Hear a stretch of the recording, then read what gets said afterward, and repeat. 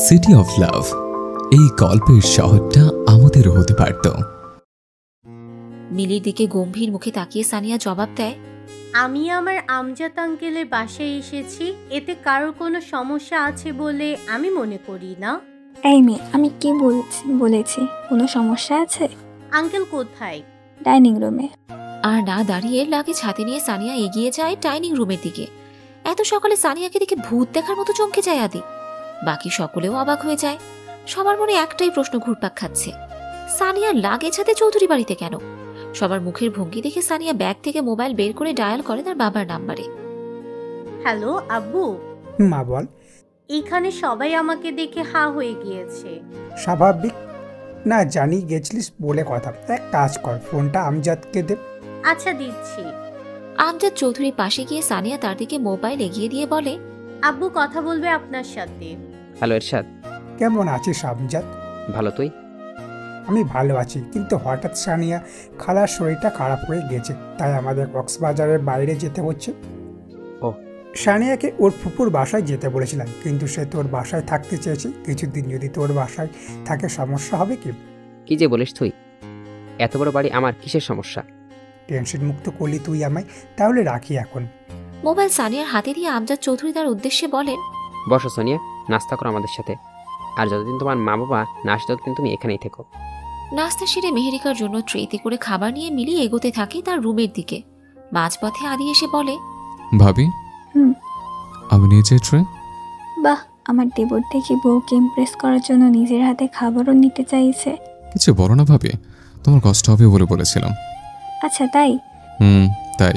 ঠিক আছে নাও, তবে হ্যাঁ, আমার কিন্তু মোটেও কষ্ট হতো না। কথাটি বলে আদির হাতে ট্রে দিয়ে মুচকি হেসে মিলি চলে যায়। আদি ট্রে হাতে নিয়ে এগোতে থাকে নিজের রুমের দিকে। দিবার কাছে শুনেছে সানিয়া এখন মেহেরিকার রুমে। এই সুযোগটা তাকে কাজে লাগাতে হবে। আদি নিজের রুমে ঢুকতেই দেখে মেহেরিকা আর সানিয়া বিছানার উপর বসে হেসে হেসে কথা বলছে। নিশ্চয়ই সানিয়া কোনো কুবুদ্ধি করেছে, নাহলে এত সহজে মেহেরিকার সাথে এসে ফ্রি হতো না। আরে তুমি? মেহেরিকার ডাকে তার দিকে তাকিয়ে আদি মৃদু হেসে বলে, তোমার জন্য সকালের খাবার এনেছি জান পাখি। জান পাখি? আদি তাকে জান পাখি কেন ডাকলো? সানিয়ার দিকে চোখ পড়তে বুঝতে পারলো মেহেরিকা জান পাখি ডাকার কারণ। এদিকে আদির মুখে মেহেরিকাকে জান পাখি ডাকা শুনে সানিয়ার ভেতরে আগুন আরো তীব্রভাবে জ্বলতে শুরু করে। কোনোমতে নিজেকে সামলিয়ে আদির উদ্দেশ্যে বলে, রেখে যাও খাবার, আমি আর মেহেরিকা গল্প করছি এখন।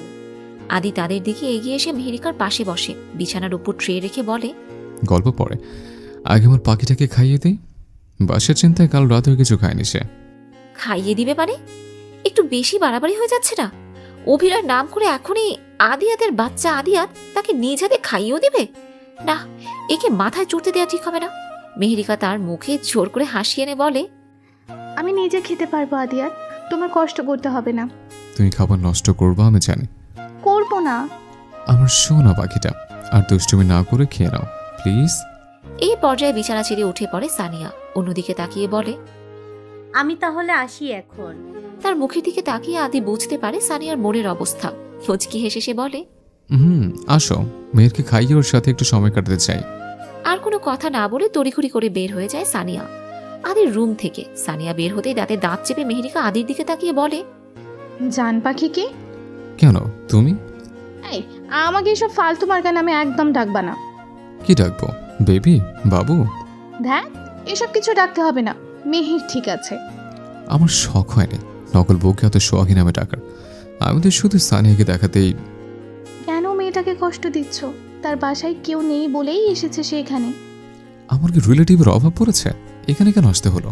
কিছুক্ষণ চুপ থেকে মেহেরিকা বলল, একটা কথা বলি, আগে যা করেছে তার জন্য যদি সত্যি অনুতপ্ত হয় সানিয়া, তবে কি তুমি তাকে মেনে নেবে? বড় ঘরের মেয়ে, শিক্ষিত, সুন্দরী, শুধু একটু বিগড়ে যাওয়া মেয়ে। যদি সে তোমার জন্য নিজেকে বদলাতে পারে, তাহলে তুমি কেন তাকে একটা সুযোগ দিতে পারো না? আমার মনে হয় না স্বভাব বদলাবে। ভালোবাসা মানুষকে পরিবর্তন করতে পারে। তাই? তাই ভেবে দেখবে আমার কথা। ব্যাগ গুছিয়ে দিবা তৈরি হতে থাকে। কলেজের নাম করে আজ পিকুর সাথে দেখা করতে হবে তার। বেশ কয়েক মাস ধরে পিকুর অন্যরকম আচরণ করে দিবার সাথে। সারাক্ষণ কথা বলা, ফোনে কয়েকদিন পর পর দেখা করা, এসব যেন একটা রুটিন হয়ে যাচ্ছে। এরকম চলতে থাকলে কখন যে বাসায় ধরা খাবে সে, এই ভয়ে থাকে দিবা। কিন্তু পিকুকে কিছু বোঝানো যাবে না। দিন যত যাচ্ছে অবুঝ হয়ে পড়ছে সে। তার কোনো আবদার না ফেলেও পারে না দিবা। পিকুর কথা ভাবতে ভাবতেই কল আসে দিবার ফোনে। হ্যালো পিকু। বের হচ্ছ? হচ্ছি। প্রথমে একটা ক্লাস করে নিই, তারপর দেখা করব তোমার সাথে। কয়টার দিকে আসবো আমি কলেজের সামনে? 10টা। আচ্ছা। আর একটা দিন অতিবাহিত হতে যাচ্ছে, কিন্তু মেহেরিকার কোনো খবর নেই। লোক ভয়ে, মায়ের ভয়ে এভাবে হাত গুটিয়ে বসে থাকার কোনো মানে হয় না। মুনিয়া ড্রয়ার খুলে বোনের মোবাইল ফোনটি নিয়ে অন করে। একে একে কল করতে থাকে মোবাইলে সেভ করা সব নাম্বারে, কিন্তু ফোনের ওপাশের কেউ তার বোনের খবর দিতে পারে না। তাহলে কি তার বোন হতাশায় পড়ে ভুল কিছু করে ফেলেছে? না না, কখনোই না। মেহেরিকা সাহসী মেয়ে, লড়তে জানে সে। এত সহজে নিজের জীবন বিসর্জন দেওয়ার মেয়ে মেহেরিকা নয়। কিন্তু বোনের একটা খবর না পাওয়া পর্যন্ত মন তো মানছে না। এই মুহূর্তে কার কাছে সাহায্য চাইবে সে? ভাবতে ভাবতে মেহেরিকার মোবাইলের ইনবক্সে ঢুকে পড়ে মুনিয়া, যেখানে রয়েছে রাজীবের সাথে তার অজস্র মেসেজ। একে একে অনেকগুলো মেসেজ পড়ে মুনিয়া। ভালোবাসার কোনো কমতি ছিল না দুজনের মাঝে। তাহলে কেন রাজীব তার বোনের সাথে এমনটা করলো? রাজীব। মেহেরিকা আজ বাড়ি ছাড়া শুধুমাত্র রাজীবের জন্য। রাজীবকে জবাব দিতেই হবে। কেমন তার ভালোবাসা ছিল? আদৌ ভালোবাসা ছিল নাকি মোহ? রুম থেকে বের হয়ে হাঁটতে থাকে মেহেরিকা। রান্নাঘরের দিকে চোখ যেতেই সেদিকে এগিয়ে যায় সে। রান্নাঘরে প্রবেশ করতেই মিলির দেখা পায় মেহেরিকা। ভাবি, আসবো? আরে মেহেরিকা, তুমি এসো ভাই। এটা আমার রুম নয় যে অনুমতি নিতে হবে তোমার। মৃদু হেসে মেহেরিকা তার পাশে গিয়ে বলে, তা নয়, তবে ভাবি আদিয়াতের রুম ছাড়া কারো রুমই দেখলাম না আমি।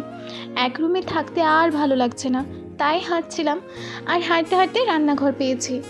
তরকারি কুটা বাদ দিয়ে মেহেরিকার দিকে তাকিয়ে মিলি বলে, চলো তোমাকে ঘর দেখায়। কেউ কিছু মনে করলে? আরে কে কিছু মনে করবে? মেহেরিকাকে সারা বাড়ি ঘুরিয়ে দেখায় মিলি। মুগ্ধ দৃষ্টিতে মেহেরিকা পুরো চৌধুরী বাড়ি দেখে নেয়। এমন একটা বাড়িতে হাঁটাচলা করার সুযোগ পাবে সেটাও সে কখনো ভাবেনি। মেহেরিকাকে নিয়ে মিলি নিজের রুমে এসে বিছানার উপর বসতে বসতে বলে, বসো তুমিও। মিলির পাশে মেহেরিকা বসে বলল, ভাইয়া কোথায়? সে তো কবেই অফিসে চলে গিয়েছে। আমার তার সাথে দেখা হয়নি। কি করে হবে? সে তো এসেছি রাত করে, তখন সবার খাওয়া হয়ে গিয়েছিল, তোমাকে আর ডাকিনি। ও, প্রতিদিন এমন করে? একা সব সামলাতে হয় তো, তাই কাজের চাপ বেশি। আমরাও প্রেম করে বিয়ে করেছিলাম। কি বলো? তবে পালিয়ে নয়। আমি শুনতে চাই ভাবি তোমাদের কাহিনী। আরেকদিন। না, এক্ষুনি? আচ্ছা বলছি। আমাদের ফেসবুকে পরিচয় হয়, চ্যাট, ফোনে কথা বলা, দেখা করা ইত্যাদির মাধ্যমে আমি তার প্রেমে পড়ে প্রপোজ করি। ওয়াও, তুমি করেছো প্রপোজ? আরিফ কিছু দিন সময় নিয়েছিল ভাবতে। কথাটি শুনে উচ্চ শব্দে হেসে ওঠে মেহেরিকা। তার সাথে মিলিও হেসে ওঠে। হাসতে হাসতে মিলি বলে, ভেবে চিনতে আরিফ আমার প্রপোজে রাজি হয়। তারপর প্রেম করি অনেক দিন আমরা। কিন্তু এক সময় আমার বাসায় বিয়ের জন্য চাপ দেয় আমাকে, আর আমার বলটা তার বাসায় বলতে ভয় পায় আমাদের সম্পর্কের কথা। কি বলো? তারপর কিভাবে কি হলো? তারপর আর কি, যখন বাসায় বলছিল না, আমি রেখে গিয়ে অনেক দিন কথা বন্ধ রেখেছিলাম। তখন আরিফ বুঝতে পারে সেও আমাকে অনেক ভালোবাসে। প্রথম তার মা মানে আমার শাশুড়িকে জানায় আরিফ আমার কথা। তার সাহায্যে বাবাকে জানায় আরিফ। উনি প্রথমে মেনে না নিলেও আরিফের মন রাখার জন্য রাজি হন। রাজি কেন হতে চাননি প্রথমে? তার মতে আরিফ আরও ভালো কোনো মেয়ে জীবনসঙ্গী হিসেবে পেতে পারত। কিন্তু ভাবি, তোমার চেয়ে ভালো কাউকে পেতো না? পেতো হয়তো। এমন কেন বলছো ভাবি? আরিফ আগের মতো নেই মেহেরিকা। কিন্তু স্বভাবের হলেও আমাকে অনেক ভালোবাসতো, ভালো রাখার চেষ্টা করতো। কিন্তু এখন সে শুধু কাজ আর কাজ আর কাজ নিয়ে থাকে। আমি বুঝি এক হাতে, কিন্তু মন তো মানে না। মাঝে মাঝে মনে হয় আরিফও কি ভাবে সে আমার চেয়ে ভালো কোনো মেয়ে তার জীবনসঙ্গিনী হিসেবে পেত। পিকু আর দিবা দাঁড়িয়ে রয়েছে একটা রেস্টুরেন্টের সামনে। ক্লাস শেষে দিবা পিকুর বাইকে চড়ে তার সাথে এসেছে এখানে, কিন্তু এর আগে কখনো সেই রেস্টুরেন্টে আসেনি বা নামও শুনেনি। অনেকটাই নির্জন একটা জায়গা। চলো দিবা। পিকু, বলো। তুমি তো আমায় বলোনি এত নির্জন জায়গায় নিয়ে আসবে। আমি নিজেও ঠিক করিনি এখানে আসবো, তোমার কথা ভেবেই আসলাম। বুঝলাম না। দিবা, এটা ডার্ক রেস্টুরেন্ট। মানে? মানে এটার ভেতরে সব অন্ধকার। আমার পাশাপাশি বসতে পারবো, একটু ক্লোজ হতে পারবো। কি বলছো তুমি এসব? আমি এমন রেস্টুরেন্টে যাব না। এই যে শুনছো মাই প্রিয় শ্রোতা বন্ধুরা, তোমরা শুনছো সিটি অফ লাভ প্রেরিত প্রেমে সিক্ত গল্প। আর আমাদের সাথে পথ চলতে do like, comments and share. আর সাবস্ক্রাইব করতে কিন্তু একদম ভুলবে না। টাটা। দিবা, তুমি অন্য কোথাও যেতে ভয় পাও? পার্কে গেলে কেউ দেখে ফেলবে, রেস্টুরেন্টে বসলেও কেউ দেখে ফেলবে। সব সময় দূরত্ব বজায় রাখো। আমার সাথে দেখা করার সময় মাথায় এত বড় ঘুমটা টেনে মুখ বন্ধ করে রাখো। আমি তোমার বিএফ। আমার কি ইচ্ছা হয় না তোমার সাথে একটু আলাদা করে সময় কাটানো, কোনো ভয় ছাড়া? পাশাপাশি বসে দুজনের হাত ধরে একটু কথা বলি। আমি তোমাকে ভালোবাসি বলেই ইচ্ছে হয়। তুমি কি বলতে চাইছো আমি তোমায় ভালোবাসি না? হয়তো না। পিকু, না হলে এখন এত সুন্দর ব্যবস্থা পাওয়ার পরেও কেন তুমি এমন করছো? কেউ দেখবে না আমাদের এখানে, তাহলে কি সমস্যা? চোখ বন্ধ করে কয়েকটা লম্বা দম ফেলে দিবা বলে, চলো ভেতরে। মিলির রুম থেকে বের হয়ে মেহেরিকা মনে মনে মিলির কথাগুলো আওড়াতে থাকে। ভালোবেসে বিয়ে করেও তাদের মাঝে এত দূরত্ব, শুধুমাত্র কাজের চাপের জন্য। মিলির মতো তো তাই, কিন্তু এর কি কোনো সমাধান নেই? এভাবে চলতে থাকলে আরিফ আর মিলির সম্পর্কটা ঠুনকো হয়ে যাবে। মিলির কথা ভাবতে ভাবতে পরক্ষণেই মনে পড়ে আদিয়াতের কথা। আদিয়া যদি তার ভাই আরিফের সাথে ব্যবসার কাজে হাত লাগায়, তাহলে নিশ্চয়ই আরিফের উপর থেকে দায়িত্ব অনেকটাই কমবে, আর আদিয়াতি তার ভাইকে মিলি ভাবির ব্যাপারে বোঝাতে পারবে। তাই করতে হবে। আদিয়াতকে আগে ঠিক করতে হবে, তারপর তার ভাই ভাবির সম্পর্ক। নিজের মনে কথাগুলো বলে মেহেরিকা। এগিয়ে যায় আদির রুমের দিকে। এই যে নবাবের বেটি, কোথায় যাওয়া হচ্ছে? আজ তো তোর ক্লাস নেই। রেশমি আহমেদের ডাকে দাঁড়িয়ে পড়ে মুনিয়া। ঘরের বাইরে যাচ্ছিল সে, উদ্দেশ্য তার রাজীবের সাথে দেখা করার, কিন্তু তার মা এটা জানতে পারলে কিছুতেই বেরোতে দিবে না তাকে। তাই আপাতত মিথ্যে বলেই বেরোতে হবে। বান্ধবীর বাসায় যাচ্ছি। এক বোন একটা কাণ্ড ঘটিয়েছে, 4 দিনও হয়নি। আরেক বোন ঢং ঢং করে এখন বেরিয়ে যাচ্ছে। বলি, লজ্জা শরম কিছু নাই নাকি? আর কত কাণ্ড ঘটাবি তোরা? তোমাকে সম্মান করি বলেই কিছু বলি না, কিন্তু আজ শেষবারের মতো সাবধান করছি তোমায়। আমার আপুকে নিয়ে আজে বাজে কিছু বলবে না তুমি, না হলে খুব খারাপ হবে, খুব। কথাটি বলে হনহন করে বেরিয়ে পড়ে মুনিয়া। আজ রাজীবের সাথে দেখা তার করতেই হবে। অনেক কিছু জবাব চাই তার রাজীবের কাছ থেকে। আদি রুমে প্রবেশ করে মেহেরিকা দেখতে পায় আদি ল্যাপটপে হেসে হেসে কি যেন করছে। এদিকে ভাইয়ের কাজের চাপে সংসার ভেঙে যাচ্ছে, আর সে এদিকে বিছানায় বসে ল্যাপটপ টিপাটিপি করছে। আদিয়াতের বাচ্চা আদিয়াত, এর ব্যবস্থা তো করতেই হবে। নিজের মনে কথাগুলো বলে মেহেরিকা এগিয়ে যায় আদির দিকে। আদি ল্যাপটপ বন্ধ করে দেয়, অবাক চোখে তাকিয়ে বলে, এটা কি ঠিক হলো? যেটা হওয়ার ছিল সেটাই হয়েছে। মানেটা কি? মুভি ডাউনলোড করছিলাম আমি, আর তুমি সে বাগড়া বসে আছো। 100 বার বাসবো, 100 বার। কেন শুনি? তোমার কি বাসায় বসে থাকতে লজ্জা করে না? আমার বাসায় আমি বসতে লজ্জা করবে কেন?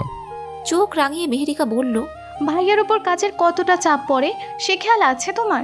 ওনার উপর সব দায়িত্ব চাপিয়ে দিয়ে তুমি শুধু মস্তি করতে থাকো। এসব কোন ধরনের কথা? এতদিন না হয় একা ছিলে, এখন ঘরে বউ আছে, সেই খেয়াল আছে তোমার?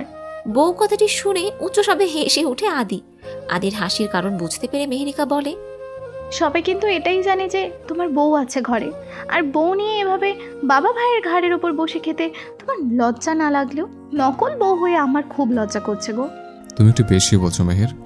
আদির পাশে বসে মেহেরিকা শান্ত গলায় বলল, আদিয়ার দেখো, আমি কড়াভাবে কিছু বলতে চাইনি, কিন্তু তুমি কাজে হাত লাগালে বাবা কত খুশি হবেন বুঝতে পারছো? আর আরিফ ভাইয়েরও কাজের চাপ কমবে, তোমার নিজেরও ভালো লাগবে। মেহেরিকার দিকে তাকিয়ে আদি কোনো জবাব না দিয়ে রুম ছেড়ে চলে যায়। কলিং বেলের শব্দ শুনে কুনসুম হক দরজা খুলেই চমকে যান। মুনিয়া, তুমি? জি, আমি আসতে পারি না বুঝি? কেন নয়, ভেতরে আসো। বাসার ভেতরে ঢুকে চারিদিকে চোখ বুলাতে থাকে মুনিয়া। বসো মুনিয়া। আমি বসবো না, রাজীব ভাইয়ার সাথে দেখা করতে এসেছিলাম। রাজীবের সাথে কেন? কিছু কথা ছিল ওনার সাথে আমার। নিজের রাগ সংযত করে কুনসুম হক বলেন, এক বোন জ্বালিয়ে ক্ষান্ত হয়নি, এখন তুমিও চলে এসেছো। আমার ছেলেটাকে কি তোমরা শান্তি পেতে দিবে না? ছোট্ট একটা নিঃশ্বাস ফেলে মুনিয়া বলল, আন্টি, কোনো কড়া কথা বলার ইচ্ছা নেই আপনাকে, তবে প্লিজ আমার বোনকে নিয়ে কিছু বলবেন না। কেন বলবো না? তোমার বোন লাখে বাঁচা একটা মেয়ে, যে আপনার ছেলেকে ভালোবেসেছিল, কিন্তু আপনার ছেলে আমার ছেলেও তাকে ভালোবাসেছিল। দেখুন আন্টি, আমি আপনার সাথে কোনো কথা বলতে চাই না। রাজীব ভাইয়াকে ডেকে দিন। সে বাসায় নেই। কোথায় জানি না আমি। আসবো মা। সালেহা চৌধুরীর ডাকে মেহেরিকা বিছানা ছেড়ে উঠে পড়ে। মৃদু হেসে বলল সে, মা আপনি আসুন না ভেতরে। সালেহা চৌধুরী ভিতরে এসে সোফার উপর বসে বলল, এদিকে আসো তো মা, আমার পাশে বসো। আমি আপনাকেই খুঁজছিলাম মা। কেন, কিছু দরকার? বসে থাকতে আর ভালো লাগছে না মা, আমাকেও কোনো কাজ দিন না।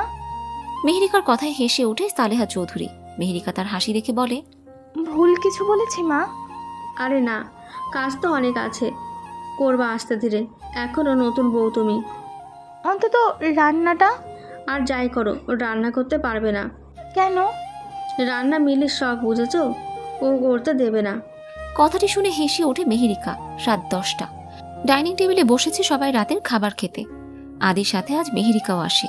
মেহেরিকাকে দেখে মিলি বলে ওঠে, এই যে মেহেরিকা, তোমার ভাসুরকে দেখবে না?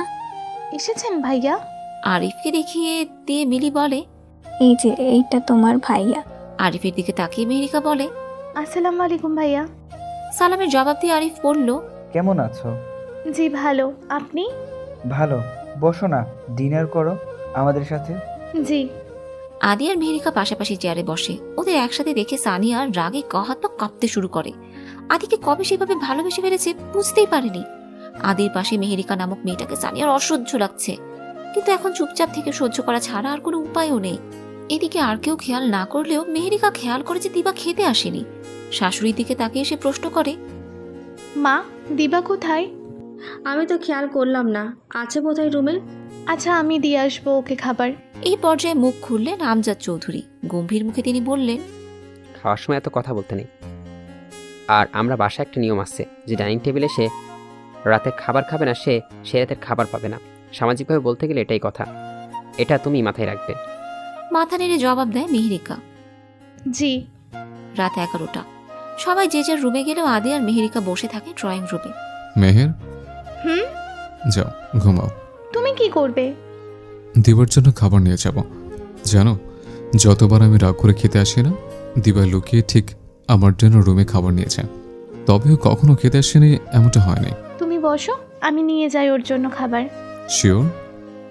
আরে কিন্তু আজ না করে নেবে, বাবা জানতে পারলে রেগে যাবে। ঠিক আছে। নিজেকে নিজের কাছে ছোট লাগছে দিবার। পিকু বলেছিল ডার্ক রেস্টুরেন্টে বসে শুধু কথা বলবে, কিন্তু কথা বলতে বলতে পিকু দিবার শরীরে বিভিন্ন জায়গায় হাত দিয়েছিল। দিবা মানা করা সত্ত্বেও পিকু তার অনেকটা কাছে চলে আসে। পিকুর ছোঁয়া পেয়ে দিবাও নিজেকে সামলাতে পারেনি। আজ অনেক বেশি ক্লোজ হয়ে গিয়েছে তারা, যেটা একেবারেই উচিত হয়নি। এসব ভাবতে ভাবতে কল আসে দিবার ফোনে। হাতে নিয়ে দেখে পিকুর ফোন। আজ তার পিকুর ফোন যেন কেন রিসিভ করতে ইচ্ছে করছে না। ইচ্ছে না থাকা সত্ত্বেও সে রিসিভ করে বলে, হ্যালো পিকু, আমি ঘুমোচ্ছি। আজ এত তাড়াতাড়ি? আমি ভেবেছি সারা রাত কথা বলবো আজ। ঘুম পাচ্ছে আজ আমার, ঘুমাই কেমন? দিবা, পরে ঘুমাও। আগে বলো আজ কেমন লেগেছে তোমার? ভালো। শুধু ভালো? ছোট্ট একটা নিঃশ্বাস ফেলে দিবা বলে, আমরা আজ একটু বেশি বাড়াবাড়ি করছি না? দিবার কথা শুনে উচ্চ শব্দে হেসে ওঠে পিকু। আজ পিকুকে তার ভিলেন ছাড়া কিছুই লাগছে না। এই দিবা, রাগ করেছো তুমি? আসলে তোমাকে এত কাছে পেয়ে আমি নিজেকে সামলাতে পারিনি। আর আমাদের মাঝে আজ যা কিছু হয়েছে এসব নর্মাল বিষয়, গভীর কিছু আমরা করিনি। দুইটা ভালোবাসার মানুষ এসব করতেই পারে, আরো বেশি করতে পারে। আস্তে আস্তে ঠিক হয়ে যাবে, তুমি নিজেই আমাকে বলবে। পিকু, তোমার আদর নিতে ইচ্ছে করছে আমার। কথাটি বলে আবার হেসে ওঠে পিকু। দিবা তার দরজায় কড়া নাড়া শব্দ পেয়ে পিকুকে বলে, কেউ এসেছে পিকু, আমি রাখছি এখন। দিবা বিছানা ছেড়ে উঠে দরজা খুলতেই দেখতে পায় মেহেরিকাকে। ভাবি তুমি? তোমার জন্য খাবার নিয়ে এলাম। আমার খিদে নেই ভাবি। ভেতরে আসতে বলবে না? ও সরি, আসো। মেহেরিকা ভিতরে এসে হাতের ট্রে বিছানার পাশে টেবিলের উপর রেখে বলে, খিদে নেই বললে হবে না ননদিনী, এত বড় রাত, মাঝরাতে খিদে পাবে। দিবার মুখের দিকে তাকিয়ে মেহেরিকা বলে, মুখটা এমন শুকনো লাগছে কেন? কিছু হয়েছে? না ভাবি, বসো না তুমি। বসবো, তোমাকে খাইয়ে যাব আমি, না হলে আরেকজন মুখ ফোলাবেন। কে? তোমার ছোট ভাইয়া। ড্রয়িং রুমে আদিকে দেখে সানিয়া আসে তার পাশে, কিন্তু আদির ধ্যান সম্পূর্ণ টিভির দিকে। সানিয়া খেয়াল করে আদির হাতের উপর একটা মশা বসেছে। দ্রুত এগিয়ে গিয়ে সানিয়া তার হাতের উপর চড় মারতেই আদি চমকে যায়। কি করছে কি সানিয়া? মশা মেরেছি আদি, মশা। মশা? হাতে দেখো, রক্ত এখনো লেগে রয়েছে। আদি তার হাতে দেখে আসলেই তো রক্ত। সানিয়ার দিকে তাকিয়ে মুচকি হেসে বলে, ধন্যবাদ মশা থেকে রক্ষা করার জন্য। আদির মুখে হাসি দেখে সানিয়া বলে ওঠে, এভাবে হেসো না আদি। সরি। আদির দিকে এগিয়ে গিয়ে তার পাশে বসে আদির এক হাত নিজের হাতের মুঠোয় ঢুকিয়ে সানিয়া বলল, আদি হাত সরাবে না প্লিজ, কিছু কথা বলেই চলে যাব। সানিয়ার এমন কাণ্ডে আদি বিব্রত বোধ করলেও কোনো উপায় না পেয়ে বলে, বলো। জানো আদি, আমি কখনো মশা মারিনি। কেন জানো? হাত ময়লা হবে ভেবে। কিন্তু আজ এই মশা তোমার রক্ত চুষে নিচ্ছে দেখে আমি মাথা ঠিক রাখতে পারিনি। কিছু না ভেবেই মশাটাকে খতম করেছি আমি। আমার আদিকে একটা মশাও কামড়াক, এটা আমি চাই না। এটাকে কি বলে জানো? ভালোবাসা আদি, ভালোবাসা। কি পাগল টাইপের কথা বলছে সানিয়া? মশা মেরে সে ভালোবাসা প্রমাণ করতে চাইছে? মাথা কি খারাপ হয়ে গেল এই মেয়ের? আপন মনে কথাগুলো বলে মুখ টিপে হেসে চলেছে আদি।